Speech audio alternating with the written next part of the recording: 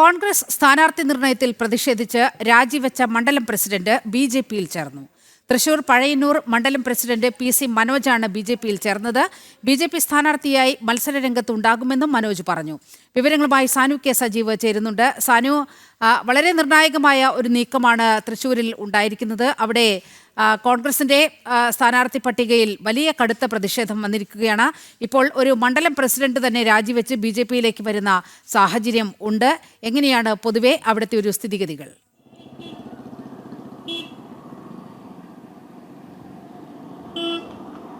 നീലിമ, എന്തായാലും തദ്ദേശ തെരഞ്ഞെടുപ്പിന്റെ പത്രികാ സമർപ്പണത്തിന്റെ സമയമൊക്കെ അവസാനിക്കാനായിട്ട് മണിക്കൂറുകൾ മാത്രം ശേഷിക്കുകയാണ്. പഴയന്നൂർ, അതായത് തൃശ്ശൂർ ജില്ലയിലെ പഴയന്നൂരിലെ കോൺഗ്രസിന്റെ ബ്ലോക്ക് പ്രസിഡന്റ് തന്നെ രാജിവെച്ച് ബിജെപിയിലേക്ക് എത്തിയിരിക്കുന്നത്. അതായത് തദ്ദേശ തെരഞ്ഞെടുപ്പിന്റെ സ്ഥാനാർത്ഥി പട്ടിക പുറത്തിറങ്ങിയതിന് തൊട്ടു പിന്നാലെ കോൺഗ്രസിലുണ്ടായത് അതിഭീകരമായിട്ടുള്ള പടലപ്പിണക്കവും പൊട്ടിത്തെറിയും ഒക്കെയായിരുന്നു.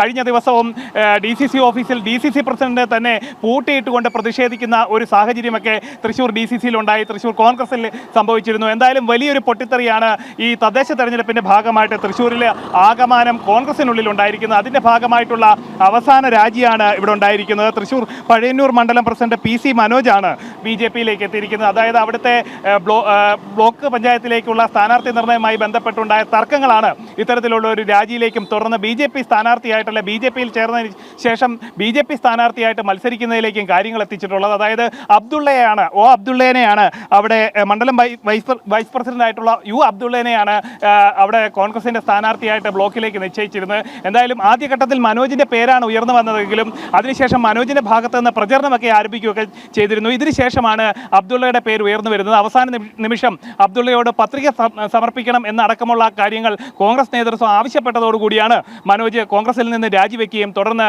BJPയിലേക്ക് എത്തുകയും BJPയുടെ ഭാഗമായിട്ട് മത്സരിക്കാനുള്ള തീരുമാനം കൈക്കൊള്ളുകയും ചെയ്തിട്ടുള്ളത്. നീലിമ.